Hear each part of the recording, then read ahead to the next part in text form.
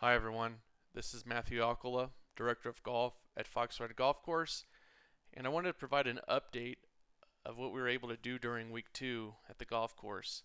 The format of this video is going to be a little bit different than last week's, where it was me standing in front of a camera explaining what was going on in week 1.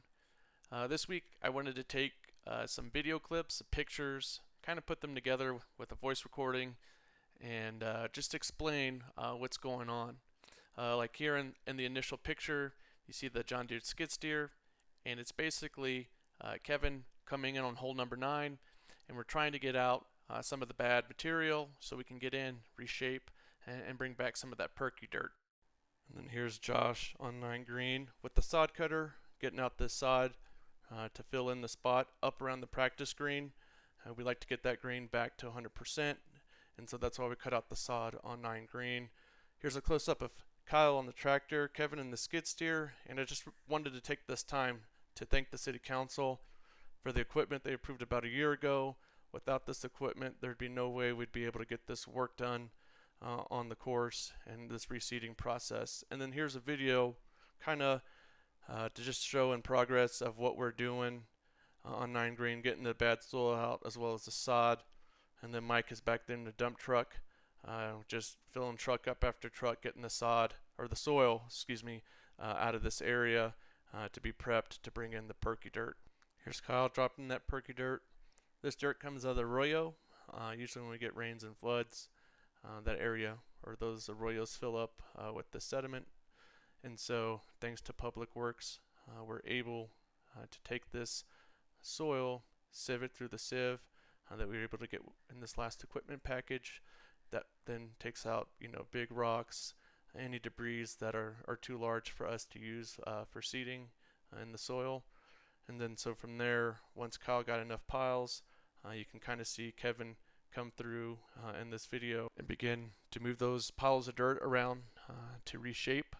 You can see it almost looks like a sand, but that perky dirt is just great soil.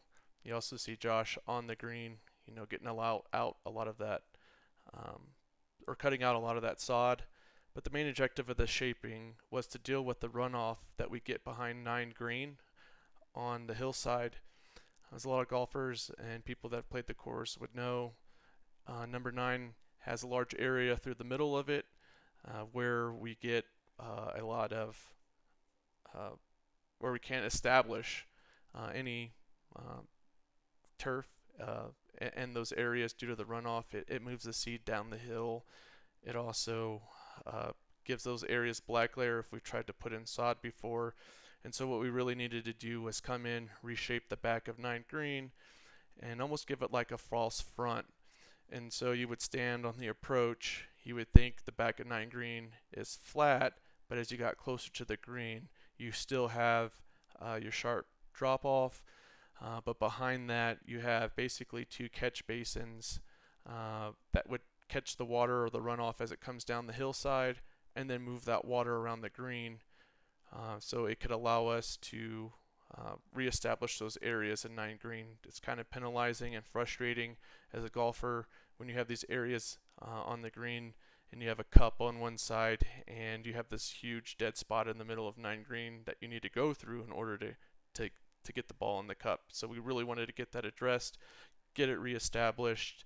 And it's kind of hard to see in the pictures, those catch basins, because there's really nothing to provide contrast to see the slope. It's all kind of uniformed. And so I think people will be really happy with some of this reshaping work we've did, as well as to finally see number 9 green be reestablished with full coverage. Outside of that, we had couple weather issues. We didn't let it slow us down. Everyone knows we had wind come through as well as moisture, but we also sprung a leak between the pump house and our water tanks. You can kind of see in that last picture there, that was the valve, and then here's the valve where we had a leak between the valve and the tanks. So we got that fixed, and we're able to get the water up and running. It's not good to have water or no water with high winds. And then here's Kyle and the skid steer on 1. We were able to get this whole approach and surround tilled And so this is just one of those steps that we have to do before we come in and seed. It's just getting the soil kind of broke up. You can't see it here. I came through with the tractor and basically drug what you would think of as kind of big rakes to kind of smooth those humps out, get the area flat, and then we come over with the Sand Pro, as you can see there in the video, and then try to do that detailed work. Here's just us watering one. We were able to get that seeded the week before, and so just want to say thank you and provide an update. We know this is a little frustrating for everyone, us being closed, but we wouldn't be able to do this work if we didn't have the time to get it done right, and I really think everyone's going to be happy with the results. So thank you to staff and crew, everyone involved, and we'll provide updates at a later date, and just want to say thank you. Hang tight, hang with us, and we'll get there.